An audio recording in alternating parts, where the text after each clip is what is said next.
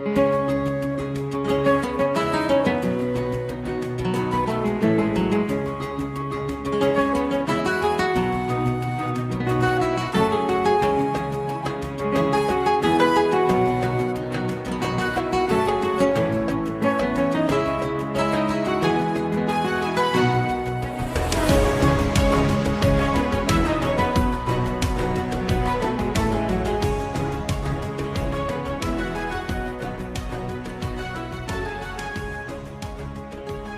to today's episode of A Slice of Medieval. Before I forget, Happy New Year to everyone. So this is our first episode of 2024 and we have a real treat in store because joining us today is Ian Ross, author of two of the best books of 2023, if I can get them in the right order.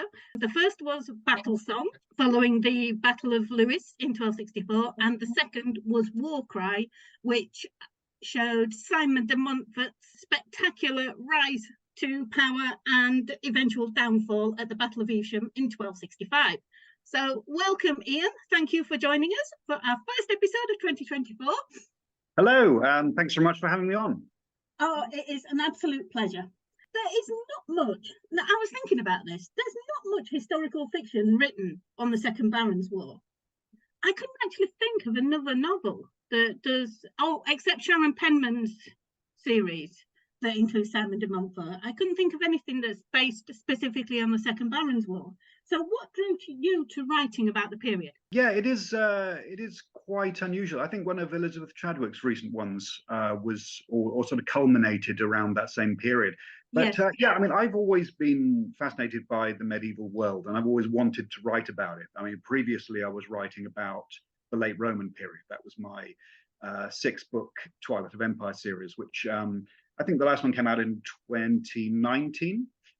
But I'd always wanted to move on to the medieval world. So after I'd finished that previous Roman series, I thought the Middle Ages was the place to go.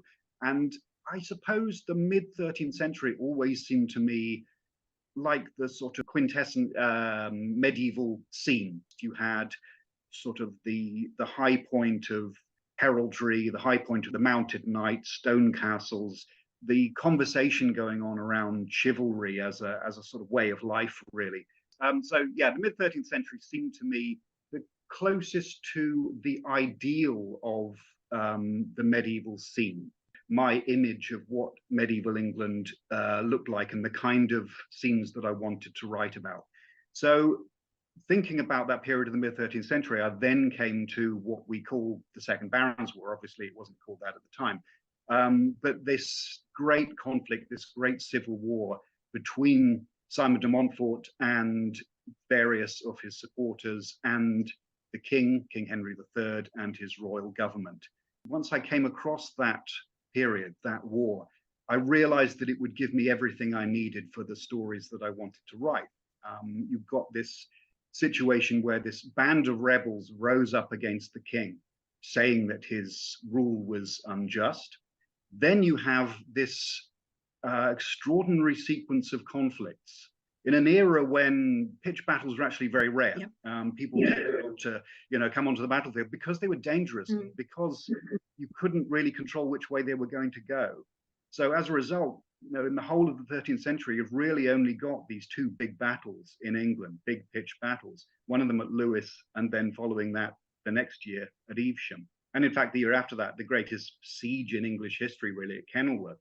So having these big historical conflicts so close together in time, involving the same cast of characters, with one battle going one way, and then the next year, the second battle going completely the opposite direction, seemed to offer such a great wealth of dramatic possibilities that I knew I'd found my subject as soon as I arrived there. And also you've got all this other stuff going on at the same time in England itself. You've got not only the kind of the social conflicts around the emergence of what I suppose we could call English identity, but also these terrible attacks on the Jewish community, which were really at the center of this conflict and which I don't think anyone could really ignore.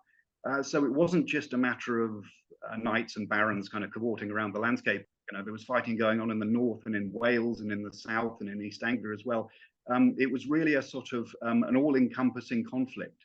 And so as a result of that, to take a fictional character, because these novels aren't about Simon de Montfort, they're not about the king, they're about a fictional protagonist, Adam de Norton, who begins the story as a young squire and becomes a knight over the course of the novels. And I throw him into the middle of all this. And of course, because it's a civil war, it's not obvious which side he's going to be on. He needs to decide who he's going to support in this. And this is the great thing, in terms of novels at least, about civil wars and civil conflicts, that they provide opportunities for people to make decisions based on what's going to be best for them, based on perhaps what they're forced to do because of their family or their friends. So all of that already provides lots of great kind of character building opportunity. But then also you've got these fantastic historical personalities, and at the same time you've got Simon de Montfort, who's one of these great towering figures of medieval history, incredibly controversial, incredibly multifaceted, obviously hugely charismatic at the time, and able to summon this tremendous allegiance amongst so many people. And yet at the same time, when we look back on him now, quite a troubling figure, with many dark angles to him. So you've got him, and then you've got the Lord Edward, the son and heir of Henry III, also very compelling, very energetic, violent, arrogant, and yet we see him developing into this king he will soon become. And then you've got these other figures as well, like Gilbert de Clare, the Earl of Gloucester, and Countess Eleanor de Montfort's wife. So many of these people who can be there kind of populating the background, pushing and pulling the characters in one direction and another. So as soon as I came across that background, I knew that was where I wanted to set the story. And really, it was like kind of throwing myself into some huge feast, particularly coming from the late Roman world. Well documented, but really there's only sort of one or two sources on each event. And I was coming to this, and suddenly I was getting sort of 9, 10, a dozen every particular thing, and this huge amount of scholarship and background reading as well. It was really tremendous. I just spent sort of months just going through the whole thing, just trying to read everything I could come across. But then, of course, you have to start putting the story itself together and bringing the characters to life, and sort of thinking, well, not only what happened and how did these things happen, but how would it feel to be involved in this? What would this be like if you were thrown into the middle of it and you didn't know what was going to happen next? You didn't know who was going to win this battle, or even whether or not a battle had happened, because news travels so slowly. So it was trying to reconstruct that ongoing moment and that uncertainty of a real present, rather than just a historical narrative. So yeah, I mean, that was the long story of how I came to write about the Second Barons' War. Why other people haven't written about it, I don't know. There seems to be so much there. There's just so much material, and there's such a lot of events crammed into such a small area. This is really only 2, maybe 3 years we're talking about, and the whole country is being thrown into this great revolution and then counter-revolution and all that sort of thing. So I don't know, maybe that's why. Perhaps it's too big a subject. Yeah, maybe people don't actually feel that they can explain why events went the way they did. Yeah, there's a lot of explaining to be done. I mean, obviously, writing novels, one of the difficult things is always trying to cut back on over explaining. But I don't know, my view has always been that if you follow the characters and you follow what they would know and how they hear information and how they decide what's going on, that's the best way to do it. But yeah, you always have to avoid these moments where one character sits down with another and say, well, tell me all about the March of Barons. What are the provisions of Oxford anyway? No, your account is kind of very visceral account. You really get into, I think, not just the blood and gore, but also the issues that you've mentioned. I think in that sense, I think it really reflects the period very well. But I think it's a period that is a bit of a lost period to, if you like, the average man in the street, if there is such a thing, because everybody's heard of the Wars of the Roses, and that is a big kind of broad canvas conflict. But as you said, because this in the 13th century only lasts a few years, it doesn't seem to have gripped the national consciousness, really. It's Henry III, I think. The one king who isn't the most famous person in his own reign.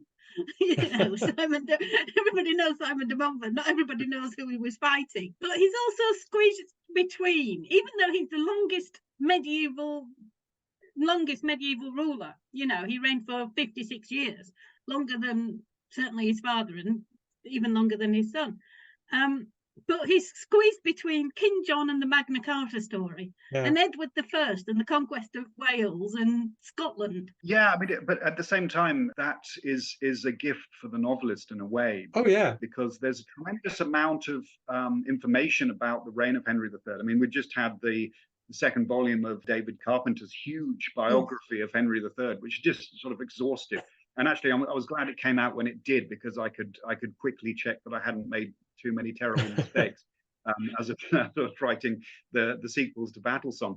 But yeah, I mean, there's a huge amount of information about Henry III's reign. I mean, it was keeping records of everything. We have all of the patent rolls, all of the library rolls, everything else, everything written down. And scholars have really been able to go through all of this stuff and pick out all of the details of royal administration and where everybody was going and who was doing what in a way that I don't think they can do for previous reigns. They can do it for subsequent ones, but that's really the point where this sort of the recording of royal administration really picks up. So for a novelist, it's great because there's tremendous amount of information there, which nobody's really done very much with in terms of fiction. I just get obsessed with that kind of stuff anyway. I can spend ages just pouring through, old records and trying to work out who was going where with whom and what they were having for dinner. All that kind of stuff. So in that respect, I thought it was fantastic, but I can see why, I don't know, for other kinds of novelists, maybe they wouldn't find the space to move around so much in imaginative terms. Anyway, I think when you've got something like The Wars of the Roses, where they're spread over a much longer period, and you've got a lot more kind of movement, maybe that's preferable. Yeah, I don't know. Yeah, I think it is a different. As I said, it's a different canvas. It's a much broader canvas, and it gives you plenty of scope. Now, you said earlier about the characters having to make decisions about who they should fight for. You decided that your heroes, as it were, would fight for Simon de Montfort. What made you decide that? Yeah, it's a funny question, isn't it? I remember when I first announced on, I think it was Facebook or something, that I was writing about de Montfort and the Barons' War, and one of the first questions that somebody asked was, which side are you going to be on?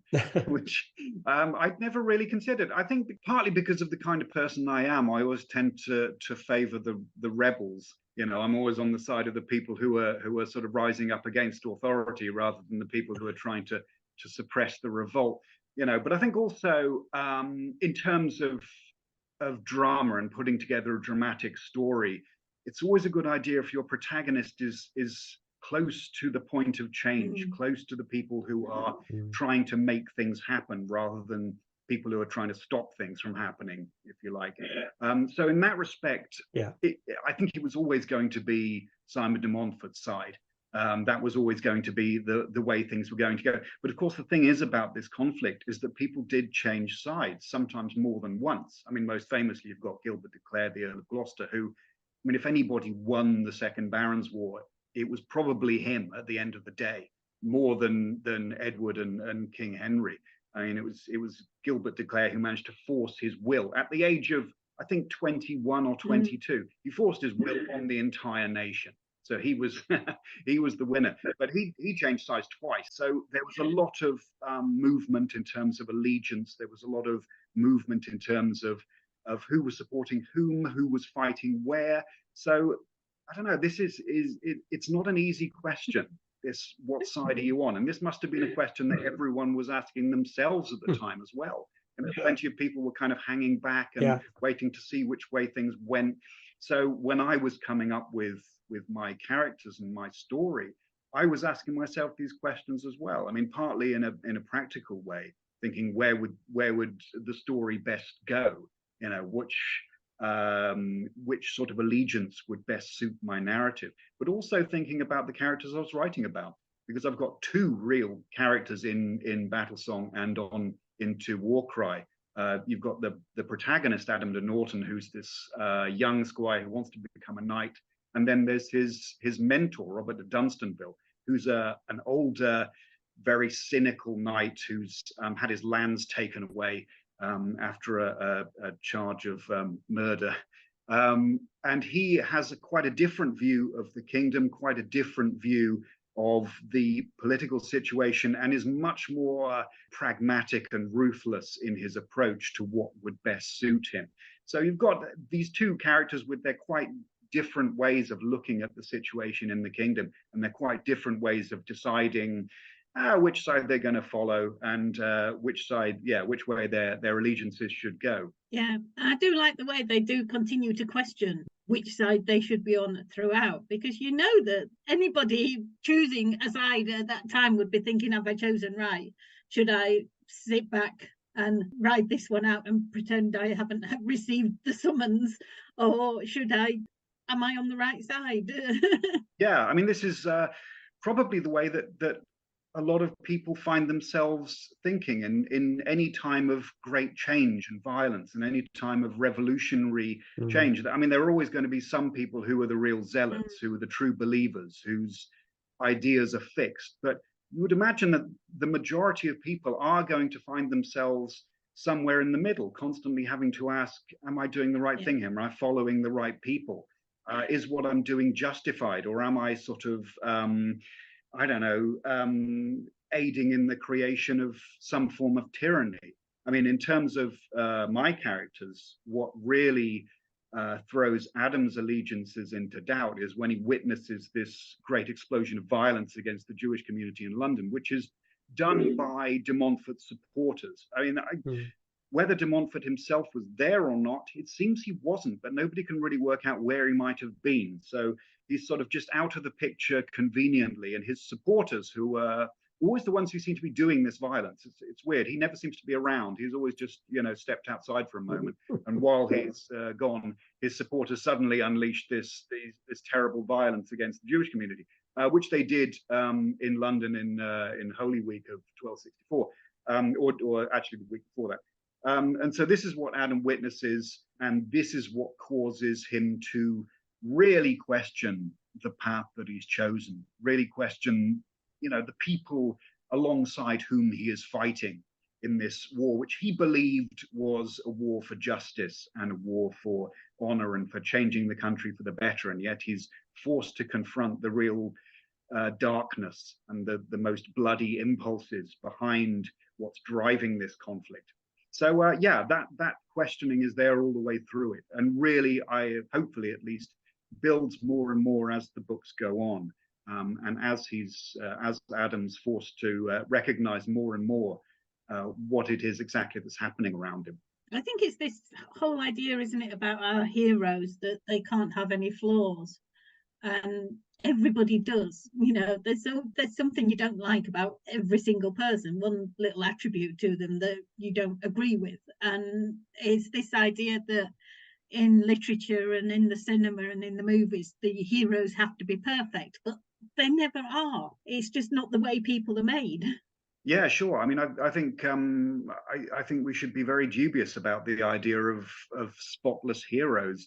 I mean, I've always been drawn to people who are much more conflicted, people who are much more multifaceted, and I think that's the way we tend to regard historical characters nowadays. We don't, I think, tend to look back into the past and see people as being one-dimensional, see people as being just sort of good or bad, and that's the right way to look at it. I mean, I think back in the 19th century, people had a very different idea about Simon de Montfort, for example, right through into the earlier 20th century as well. Those pesky Victorians, I've mentioned them before. Yeah, I mean, I don't know. You say a lot of bad things about Victorians. I mean, I quite like some Victorian history. I mean, if you read it with an open mind, it's tremendously bracing sometimes. Their tremendous moral certainty that they have about things. Yeah. But in terms of Simon de Montfort, nowadays I think he tends to be regarded in a far more negative light, mainly because of his attitude towards the Jews, mainly because of his religious piety. But I mean, even that is possibly unfair, because these attitudes are widely shared. Both, King Henry and, of course, Edward, when he became king, terrible towards the Jews. I mean, Henry had presided over the trial and execution of a large number of Jews accused of killing a Christian boy in Lincoln, little St. Hugh of Lincoln, I think in 1255.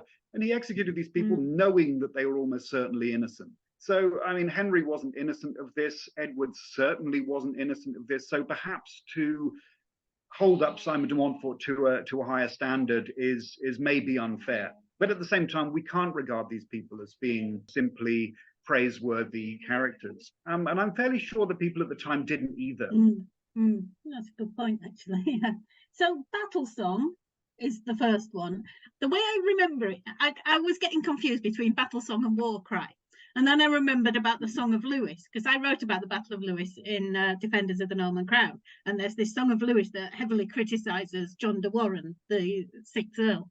So that's how I'm remembering the order of the books now, because Battle Song, Song of Lewis. So that builds up to the Battle of Lewis in 1264, which Simon won. I don't think that's giving a spoiler if anyone hasn't read the book yet. But did Simon win it, or did Edward lose it? Because there's this thing where Edward is a little too enthusiastic at going into battle and then decides to chase the Londoners practically all the way back to London before he realizes he's really screwed up.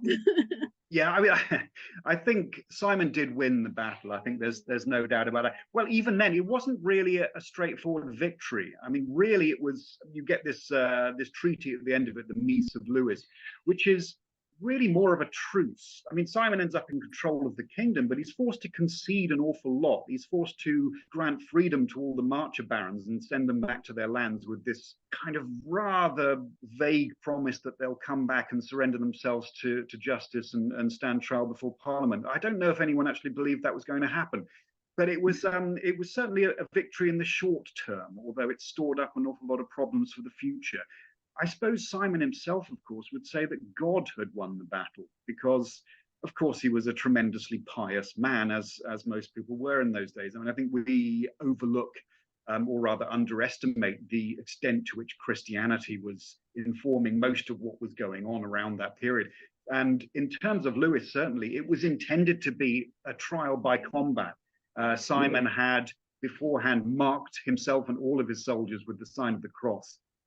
They'd all lain down, face down on the ground with their arms outspread while the Bishop of Worcester pronounced a blessing over them, basically just pronouncing them as croce signati. You know, they had become crusaders. This was now a holy war against the unjust king. So they placed themselves in the hands of God. They said, God will decide the outcome here. And so I think for most of them in the immediate elation of victory, they would have given the victory to God. And there were people who said afterwards that they had seen heavenly figures appearing on the battlefield. Even one of the defeated enemies, Henry de Percy, who'd fought on the king's side, they were saying that they'd seen St. George and St. Thomas Becket appearing with Montfort's army riding onto the battlefield with banners. So, I mean, which might have been a convenient get out for the royalist side. You know, it's not surprising we lost. But I think certainly because it was such an unlikely victory, the Montfort side was so outnumbered. You know, they did this very clever night march, which meant that they managed to claim the high ground above Lewis itself. But in terms of numbers, I mean, numbers are always a little bit hard to determine, but Montfort seems to have had probably only about a third of the numbers that were on the king's side. And also his men were so young by comparison. They were tremendously inexperienced. Most of his troops were pretty untried. His barons, his leading knights, these were men in their teens sometimes, or early 20s. Gilbert de Clare, his biggest supporter, was 21 at the time of the battle. Virtually none of them had ever seen a battle before. They'd never really been in conflict. They'd been in tournaments, perhaps. Whereas on the king's side, you had the Earl of Pembroke, you had the Earl of Surrey, you had the Earl of Hereford, you had the big Scottish barons, you had Robert of Bruce. You know, all of these people who'd been fighting for the king, some of them were in their 50s. They'd been fighting for decades. They really knew about warfare. And then you had the Lord Edward, you know, supposedly the best knight in the world, even if he said so himself, you know, leading this great division on the right flank of the king's army. And as you say, this is really what went on with the king's plan, that perhaps they were overconfident and Edward led this enormous cavalry charge on the right. into the London militia, who he hated for reasons of his own, and then went charging off the battlefield. I mean, I think that tends to be held against him, but I think it's very difficult to control that kind of thing. I mean, the 13th century, as I said before, this is really the apogee of mounted warfare. This is knights charging against each other in huge formations. Very little use of infantry once it gets to an actual field battle, because knights trained for war in the tournaments. These big melees where you get lines of knights, they charge against each other, they all clash with lances. That's how they trained to fight, that's how they wanted to fight. And because the only people who could decide to have a battle were the knights themselves, once it came to that point, that's how they're going to do it. They're going to do these big cavalry charges and this big swirling melee. And once that sort of thing gets started, it's quite difficult to control once, you know, the trumpets blow and everybody starts galloping. So you've got Edward's lot over on the right flank. Once they start going, it's going to be very hard for him to pull them around. And I mean, which he could have done with a bit more control on the battlefield. If he just swung them around to the left, he could have crushed them on foot, but they didn't. And so obviously on Simon's side, they're going to say, well, that was God giving us the victory, because we have justice on our side. And as you mentioned, the Song of Lewis, this tremendous source on the battle itself, written by probably an eyewitness or somebody who was around at that time, talks about the battle in tremendously religious terms, that sort of real biblical sensibility that God is taking a hand in human affairs, that Simon de Montfort is the agent of divine justice. He's going to reform the kingdom. He's going to drive out the king's bad counselors. And all of these sort of various figures that he mentioned. I mean, he mentioned John de Warenne, who's a fascinating character and such a long-lasting character as well. He goes all the way through. When I was just reading about the Battle of Falkirk, John de Warenne is still there. 69 or something, was he? Yeah, it was. I think it's 1304 he dies or something around there. He was there forever. Yes, and the tremendous story about him when they're doing the Quo Warranto things, are going around the country trying to work out, you know, what rights everyone has to their land. And this craggy old guy pulls this sword off the wall and says, you know, my ancestors came here with William the Bastard, and this is the sword they used. This was their warrant, and it's my warrant now. You know that kind of stuff really gives you a sense of the humanity of the people that were involved. You know, they aren't just names; they become these real personalities, and tremendously forceful, probably quite unpleasant personalities a lot of the time. Yeah, I think there's a kind of theme that goes through rebellions over the centuries, really, and that is you have a leading rebel who wins. Winning is probably the worst thing they could do, because they then have to decide, what the heck do we do now? I mean, it happened with Simon de Montfort. You mentioned that he was effectively the ruler of the country after Lewis. It happened with the Earl of Warwick in Edward IV's reign. And it happened in the Civil Wars, at the end of the Civil War as well. Once you've won, what the heck do you do? And if you stop short of killing the king, which obviously Simon de Montfort did, then is it not inevitable that that king will come back and bite you? That the fight will be renewed? Yeah, I think it's a developing thing, isn't it, in English history throughout this period. I mean, I think in the 13th century, the idea of killing the king was still very far off. I don't think anyone would even have contemplated that. By the time you get to the 14th century, then it's a bit more of a possibility. And then, once you're into the 15th century, well, okay, that's fine. And then you get to the 17th century and they're doing it in public. Yeah. But yeah, I think in terms of Simon de Montfort, it's one of those great historical questions. What was he intending to do after Lewis? I think probably he was making it up as he went along. I don't think he really expected the kingdom to fall into his hands in the way that it did. Obviously, he sort of brassed it out quite effectively with the help of God and his friends in the church, who were able to quickly put together a justification for all of this.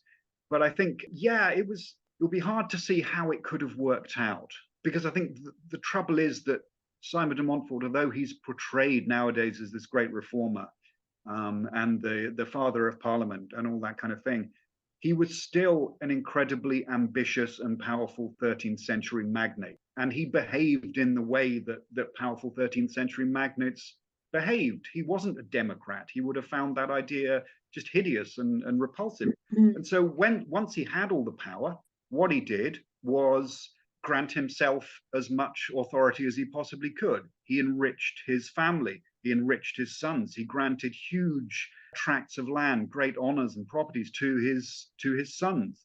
And you look back and you think, how could he not have imagined that that was going to outrage all of his supporters? This is precisely the stuff that they were supposed to have been fighting against. Precisely this kind of nepotism and this kind of self-rule, really. So it's hard to see how it could have gone well. I mean, I think maybe Simon was aiming to put his own son Henry on the throne. That's a bit of an outside possibility. I mean, Henry was the grandson of King John, so he had a claim to the throne. But then, of course, you'd have to have somehow got rid of not only King Henry, but also Edward and Edmund, because Henry had two adult sons at this point, both heirs to the throne. And Henry's brother Richard and his sons. yes, of course, yeah. So it would have been tricky. I mean, even keeping them all captive, I think, was quite difficult. Simon was keeping Edward in jail. He was also keeping Richard of Cornwall in jail. He was towing Henry around the country after him, and there are these tremendous accounts in the sources of him sort of leading Henry around on a chain, figuratively speaking, and treating him like a prisoner and sort of making him sign all of these documents or put a seal to all of these documents and agree to all these rulings. I mean, it must have been, well, tremendously exciting, I would think, but also intensely nerve-wracking. I mean, we must imagine that Simon de Montfort had nerves of steel to be able to hold on to all of this. And there's an old thing from one of the Roman emperors who said that trying to control Rome was like trying to hold a wolf by the ears. Trying to control England at this point must have been like trying to hold a number of wolves by the ears while another one sort of gnaws on your arm. So yeah, I mean, it would have been very difficult, I would think, to avoid another explosion of civil war, particularly once Gilbert de Clare had turned against de Montfort, allied himself with the Marcher Lords. All of Edward's old supporters in France had started appearing in the west of Wales and raising troops there. I mean, it was really just the countdown to disaster. But, you know, he could have pulled it off maybe if things had been different. Did Simon believe his own hype? I think he came to. One of the weird things about it was that initially Simon de Montfort was a big friend of the king. And he was a foreign adventurer. I mean, he was French. He'd come over to England, established himself in the honor of Leicester, became the Earl of Leicester, and really sort of worked his way into the inner circles of royal power. But initially, he was a strong supporter of the king. And it was only once he saw his own advantage lying in rebellion that he went over to the rebels. So he started out as this very pragmatic, slightly mercurial character. But I think he did come to believe his own hype. He did come to believe, particularly after Lewis, that he was an agent of the Lord, you know, that he was doing God's work here and that, you know, this was all sort of divinely mandated. He did start wearing a hair shirt. We don't exactly know when he did that, but this is obviously something that you don't do without really believing in it, because it's not a public gesture of humility. It's secret. No one knows you're wearing it. He also apparently took a vow of chastity, as did his wife, Countess Eleanor. So, you know, this is serious stuff. You know, he really did believe in what he was doing. He was genuinely pious. Whether he'd become that way after a certain amount of time, I don't think anyone can tell. But I think certainly in the period between Lewis and Evesham, you can kind of see him becoming more and more the character that other people might imagine that he was. It's almost like he was growing in stature. The way that people were placing their hopes in him, people were believing in him kind of almost against their own instincts, must have made him feel that what he was doing was right, and to feel that maybe somehow or other he could pull this off. Maybe God was going to, you know, give him the ultimate victory that he wanted. Yeah. Yeah, I mean, it's interesting, isn't it, that does happen at times in history, that someone is not exactly, they're not a reluctant leader, but they're not too sure where they're going. And then everyone says, oh, well, you're doing tremendously well. And they start to grow almost and feel it that, yeah, I am doing tremendously well. This must be a good thing. Well, there are figures in our own time, shall we say, that you could look at who've obviously become rather intoxicated with the vision that they're seeing reflected back on them from their friends. I mean, they're sort of slightly slightly less recent, but you could look at someone like Tony Blair, who initially seems to have been rather pragmatic, got in and thought, oh my goodness, suddenly power has fallen into my hands. And then as time went on, became more and more convinced of this mission. Obviously, the catalyst for Simon's downfall, in a way, is Lord Edward, who's described as a leopard, a bit like a caged animal at times. He comes across on the pages of history, obviously, as a very, very strong individual.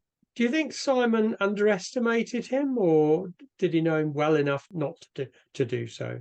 I think with the benefit of hindsight, he certainly did underestimate him. Yeah, I mean the leopard description is great. It's from the Song of Lewis that Sharon mentioned earlier on, and the writer says, "To which animal shall we compare Edward? We can compare him to a leopard because he says he is a lion by fierceness, but a pard by cunning. And a pard is this sort of like kind of mythological creature. It's the offspring of a lion and a mythological devil cat, I think. But it's supposed to be a hybrid creature, and so therefore inherently deceitful and treacherous. And Edward had demonstrated several times his abilities to break promises, to go against treaties, to sort of, suddenly one leap he was free type escapes. So he was definitely a dangerous, ruthless individual.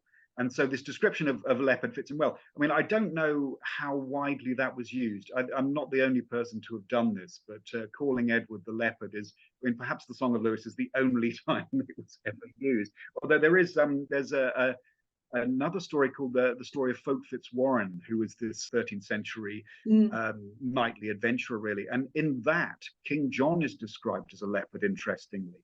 So whether or not the Folk Fitzwarren story was written down sort of after the Song of Lewis and they just kept the analogy, or whether this was a common thing to describe ruthless members of what we now call the Plantagenets because of the royal heraldry, perhaps.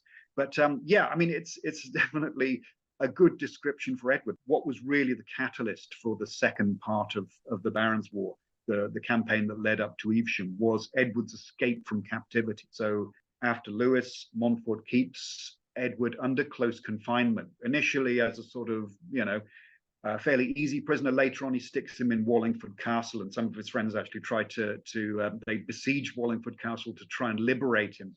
And the Castellan took Edward up onto the battlements and threatened to put him in a mangonel and throw him over the walls if his friends wanted him that badly. They got Edward to stand there and say, "No, look, really, he is quite genuine here. He is going to throw me over the walls." Whereupon all of his friends went away. I mean, this is an entire army of knights. It's quite an extraordinary situation. And Edward's thinking, "I'll remember this," to the Castellan. Yeah. Well, yeah, I mean, you get the impression that Edward's remembering an awful lot. I mean, it's almost like he's got a little memo book sort of tucked inside his circuit. And he's like, right, that's another thing. So eventually they're at Hereford. Montfort has been drawn over to Hereford to counter the alliance of the March of Barons and Gilbert de Clare. And Edward stages this extraordinary escape from Hereford, which is so dramatic that every chronicler writing about it has to give a lengthy description of it, which was actually quite difficult because they're all slightly different, of course, as these things tend to be. So when I was writing this scene, which I knew was going to be one of the big dramatic scenes in the second book, Warcry, the sort of inciting incident, if you like, that kicks off this cycle of conflict, I wanted to describe this escape of Edward from Hereford, whereby, I mean, it's quite well known, so I'll just sort of sketch it out now. He was given leave to go outside of Hereford and exercise horses on these fields outside the town, this area called Widmarsh Meadows. So he went out there with his guards, who had become, you get the impression by this point, quite close to him, rather friendly with him. One of them, Thomas de Clare, was the younger brother of Gilbert de Clare. But then there were some others as well. There's Robert de Ross, who's a big northern baron. He seems to have been the commander of the guard. And they took these horses out to exercise them because obviously you've got these very expensive war horses. They need to be exercised regularly. You keep them in the stables, they'll lose condition. So there's a reason for this. And of course, Edward being the son of the king, they're not going to exactly keep him chained up in a cell.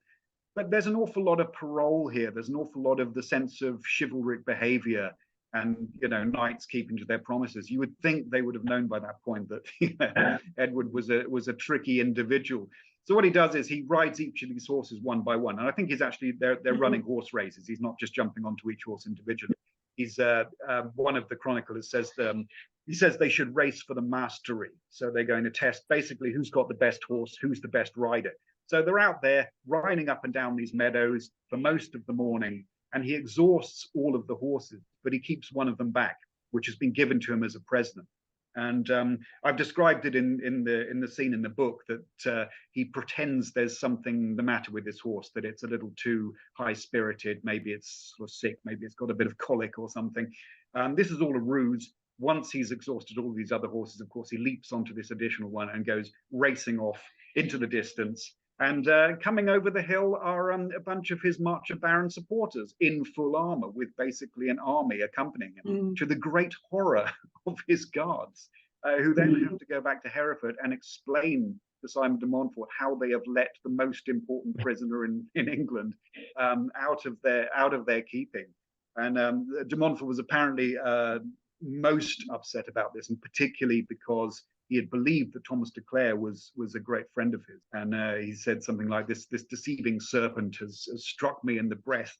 You would imagine at that point that Simon would have guessed things were going badly wrong. It very much overestimated Edward's honesty, I think, overestimated his sense of kind of knightly virtue and his ability to keep to his parole and behave himself. I think I can understand Edward, though. You can understand, you're keeping me in captivity. I have a duty to the country to make sure that I am free and able to help the people. I am the prince, you're just a lord. Yeah, absolutely.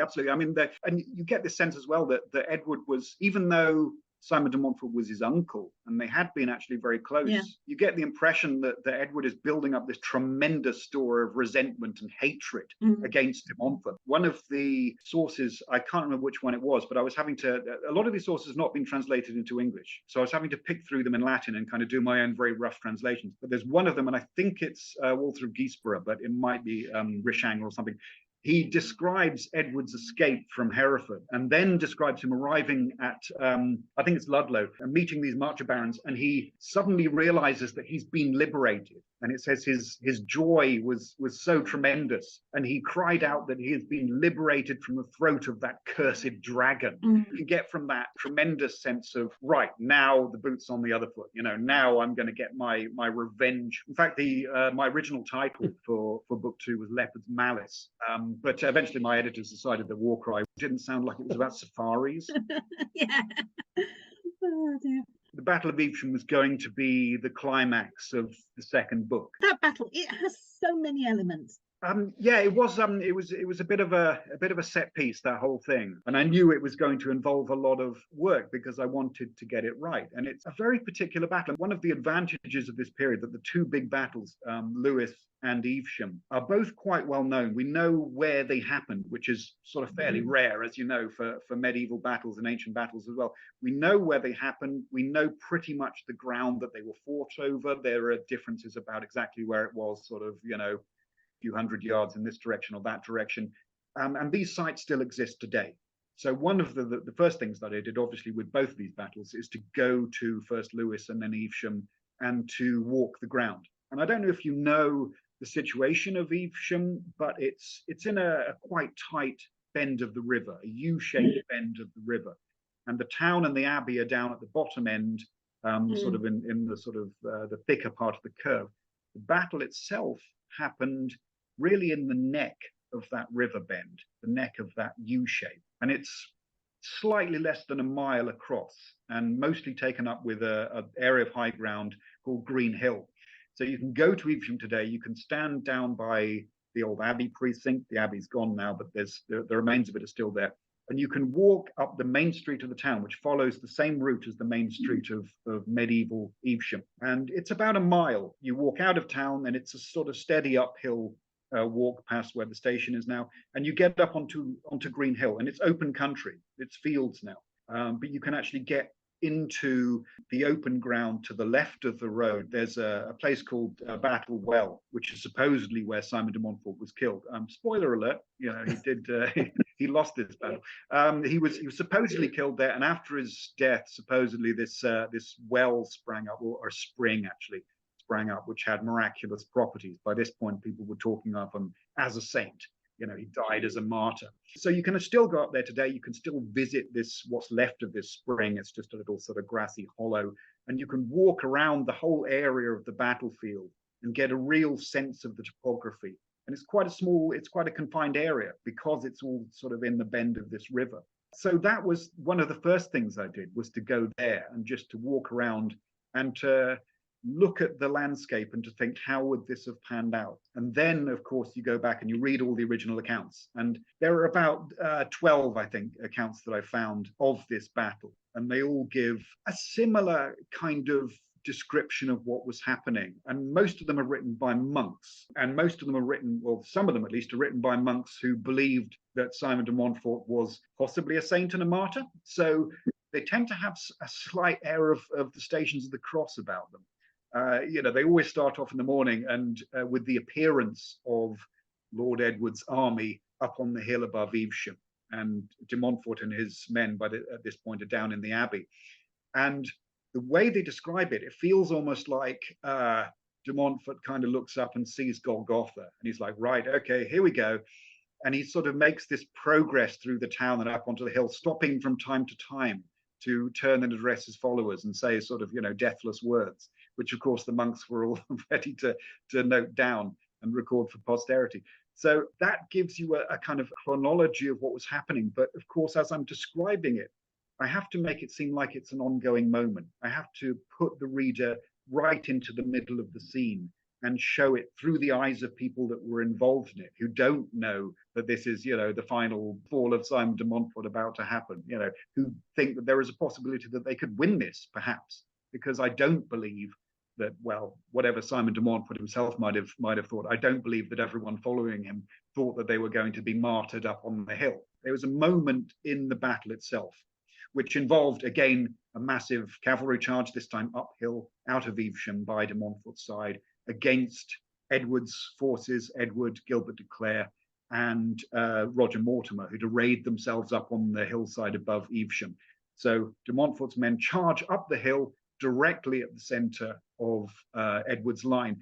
And there's a point in the battle where they seem to drive back the royalist center. It's a description in, I think it's Robert of Gloucester's Verse Chronicle. And he describes this moment where the center of the royal line actually collapses and they're falling back in a rout. And one of the royalist captains, this guy Warren de Bassingbourn, is one of these figures who just appears all the way through this conflict. He's always sort of popping up on the royalist side. Obviously one of the most capable soldiers. He seems to have been at Lewes as well. And Robert of Gloucester has him turning to these fleeing men around him and saying, remember your shame at Lewes. Remember how vilely you were brought to ground. Turn and fight.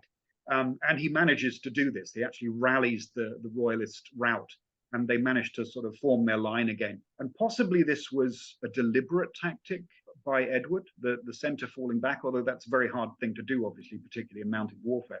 But what was happening as the royalist center was giving way is that the two wings, commanded by Gilbert de Clare and Roger Mortimer, were swinging around to envelop de Montfort on each side. And you've got these descriptions in the original accounts of de Montfort's army being engulfed and completely surrounded by this overwhelming force of Edward's troops. And at that point, of course, the battle turns into a massacre.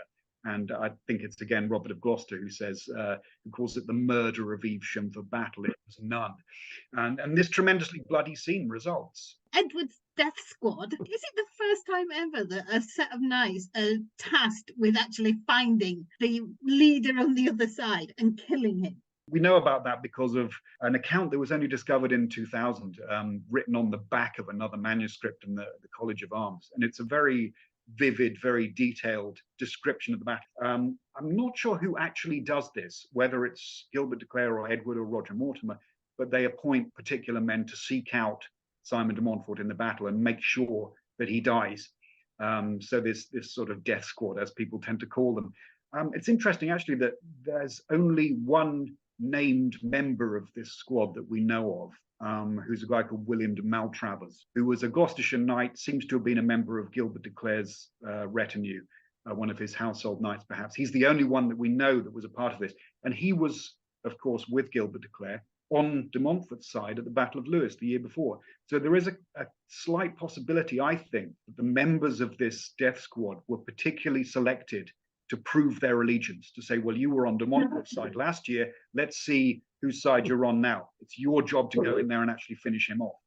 And of course, once they'd killed him, they then dismembered him in this gruesome way, just hacked off his limbs and cut off his genitals and all this sort of thing. Really making sure that everyone knew that he was dead. And then they paraded around with bits of his body on a stick, sent parts of his body to various parts of the country, which inadvertently contributed to a cult of relics. Because, of course, after the battle, when people were saying that Simon de Montfort was a saint, suddenly you've got bits of him all over the country, and his severed hand floating in the air above the congregation as at the elevation of the host, and his severed foot was up in Alnwick doing miracles up there.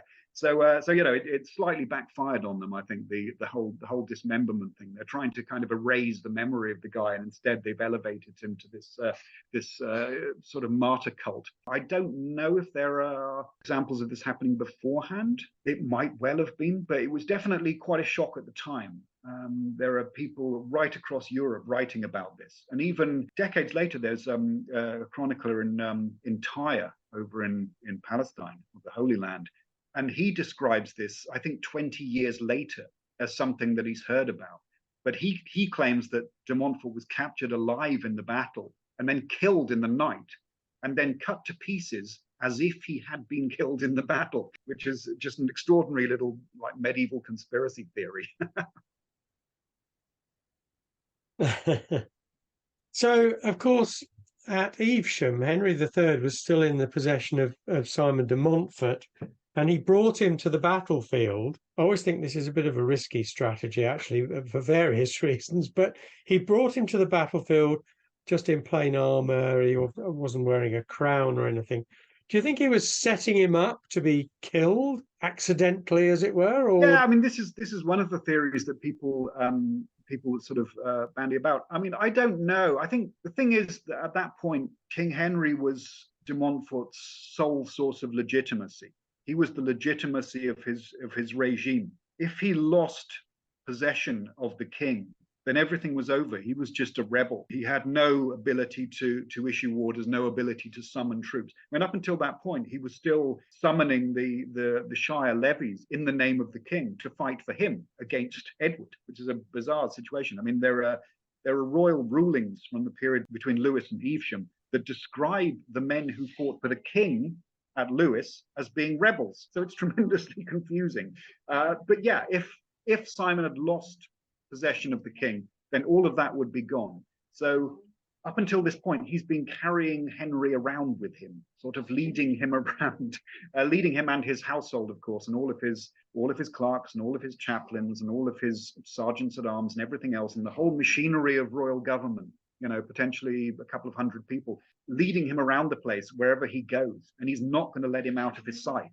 And so when he finds himself in Evesham, down in Evesham Abbey, on the morning of the battle, realizes he's going to have to somehow break through Edward's army in order to link up with his son, Simon Jr., who was supposed to be coming to reinforce him. He had to take Henry with him. He couldn't leave him anywhere, and he couldn't take him with him in his full royal regalia, because anyone would be able to capture him at that point. And if they captured him, that was it over. So I think this odd tactic of dressing him in plain armor, or even putting him in de Montfort's own livery, like he was a member of his own household, was just a way of almost camouflaging him right in the center of their retinue, and somehow just smuggle him out through the royal lines.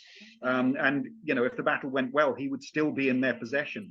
And there's this, obviously, in the descriptions at the time, you get these tremendously amusing, slightly pathetic descriptions of King Henry in the middle of this battle, calling out to everyone around him, I'm the king, I'm your old king, don't kill me. He says, I'm too old to fight, which is kind of ironic, because Henry himself was fighting the year before that at the Battle of Lewes, right in the press of the melee, had 3 horses killed under him. which doesn't happen unless you're really in the thick of it. So I think this sort of idea that he'd suddenly turned into this sort of antiquated figure being led around on a horse is slightly Henry's own deciding that that's the role he's going to play. But yeah, this is what he did, and he was actually injured in the battle. He was hit by a spear or a javelin or something. And it was only when he pulled off his helmet and started shouting to the people around him that one or other of the royalist knights, opinions are divided as to who it was, recognized him and led him from the battlefield. And at that point, of course, even if Simon was still alive at that point, his rule was at an end because the king had been taken. Sorry, I was just absorbing all that. That's a brilliant description of it. I've always seen it before as being Simon trying to get Henry killed, basically. Dress him as a plain knight and let everybody else have at him. Yeah, I mean, I suppose if Henry had been killed and Edward had been killed, then the path to the throne was a little bit shorter. He'd still have had to have got rid of Edmund, the king's second son. So yeah, it would have been risky. I mean, there's another possibility that maybe de Montfort eventually wanted to set Edward up as the king. He wanted to just depose Henry altogether, because maybe he thought that Edward would be more likely to give him what he wanted, to give him the kind of reforms that he wanted, which ironically was what Edward ended up doing, but it took until 1297 for it to actually happen. So I don't know. I think probably that would have been extremely wishful thinking on Simon's part. The other interesting things about this whole conflict is that it's really a war of fathers and sons. You can see this huge generational split. I mean, obviously you've got Henry and his son Edward. You've got Simon and his sons, Henry, Simon, and Guy. But also, most of the combatants seem to fall into one or other of these two generations. You've got the older generation, the fathers, and then you've got this younger generation who initially were following de Montfort, and they tend to be the sons of the big magnates. Often the big magnates have only just died, so you've got these very young men taking over extraordinary amounts of land and wealth and these huge retinues at a comparatively young age. I mean, if you look at the battlefield of Lewes, Montfort's side was mostly in their early 20s. I often think this is one of the reasons why this war was so vicious, was that most of the people involved in it were basically just university-age kids. They were these young men of kind of 20 or 21 on powerful war horses and in expensive armor careering around the place. It's not surprising that things became so violent, really.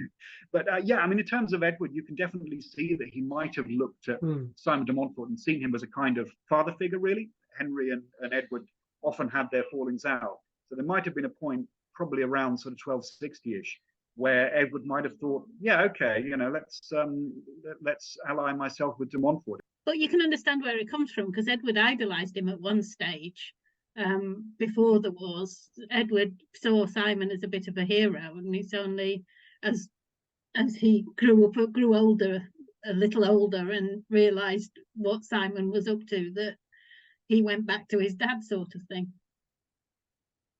So Ian, we've had Battle Song, we've had War Cry. Is there another one?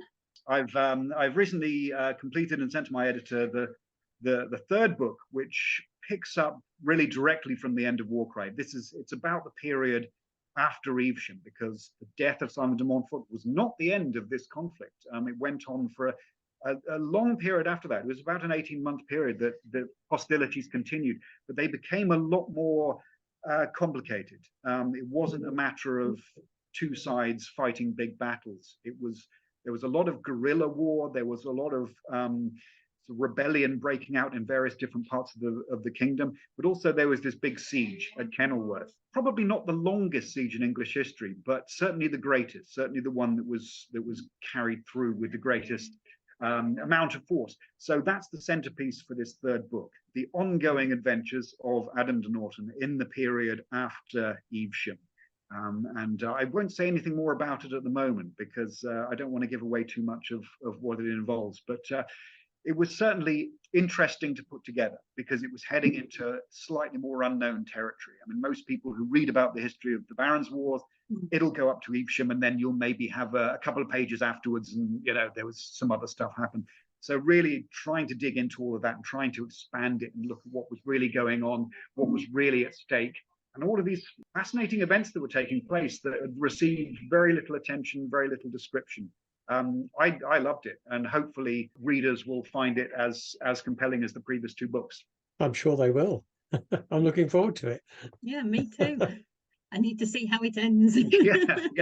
Yeah. I mean, beyond that, I mean, because I've now finished that one, so I'm moving on to potentially another era. I mean, I'd love to go back to the Middle Ages. I just feel there's so much material there. I mean, even just the 13th century itself, looking at after the Barons' Wars, the reign of Edward, well, initially the crusade of Edward to the Holy Land, the last crusade really in 1270, and then the wars in Wales and in Scotland, and these ongoing baronial revolts, not quite as bloody as the Barons' Wars, but certainly those political, social conflicts were ongoing throughout that period. So there's just so much material there. It's so fruitful for stories. I think I would love to write more about that.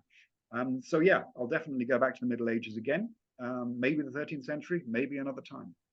Yeah, sounds good. Oh, I look forward to it. Well, thank you very much for joining us, Ian. I have to say, having lived the last 8 years, I think it is, more or less in the 13th century, I totally get the attraction to it. I keep going back to it. Every time I've done something else, I end up going back to the 13th century. It is it's such a fascinating period, and I think it is the height of the chivalric period, but it's also the harbinger of change. Yeah, totally. You know, because it's the last time, it's just before gunpowder. Yeah. So the warfare is going to change drastically very soon, and they're not aware of it, but you know, we see it afterwards, and it's like, that's what it used to be like. Yeah, it's always fascinating, isn't it, looking at these periods where, you know, we know looking back on it that everything was about to change, but people at the time obviously didn't. And that's one of the attractions I always think of historical novels, is that they can, you know, you take the reader on this journey into the past, and you can invite them to imagine what it was like to live in this time and not to know what happens next, you know, not to know who wins, how things are going to change, and to try and restore that sense of immediacy of living in an actual moment rather than looking at something with the benefit of historical hindsight. You know, the people in the past were people like we are today. You know, they didn't know what was about to happen. They were making decisions on the spot. And historical fiction, if it's done well, it can restore that sense of an ongoing moment, of a living moment. And that's certainly what I try to do in my books. So yeah, the 13th century offers a huge amount of possibilities for doing exactly that. It really does. Thank you very much for joining us, Ian. I sort of wish we had more time, because I just want to carry on talking about it. Well, thanks very much. Thanks for inviting me on. It's been a real pleasure to discuss all of this with you. It's been absolutely fantastic having you on. I will say to listeners, if you want to read Ian's books, Battle Song and War Cry, that is the order. But if you just want to read War Cry, they can work as standalone books. You don't have to have read the first to read the second. And War Cry came out just before Christmas. So if you have any Christmas money, go and get it. You won't be disappointed. So thank you, Ian. We'll say goodbye. And it's been absolutely fabulous having you on. I hope you'll come back when the third book comes out and we can talk about that. Yes. Well, I'd love to. Yeah. Yes, thanks very much. I would love to come back and talk about that one as well. There's plenty more to discuss. Yeah, it's good. Very good to talk to you. Good to talk to you too. Thanks very much. Thank you very much. Bye-bye. Bye. Bye-bye. Thank you very much to Ian, and thank you very much to everyone for listening. Do join us next time, when we'll be staying with the battle theme and discussing what is arguably one of the most important battles in English history, the Battle of Brunanburh, with novelist MJ Porter. I've been Sharon Bennett Connolly. And I'm Derek Birks. Thank you very much for listening today. And if you enjoyed our podcast, why not subscribe to ensure you don't miss the next one? Goodbye.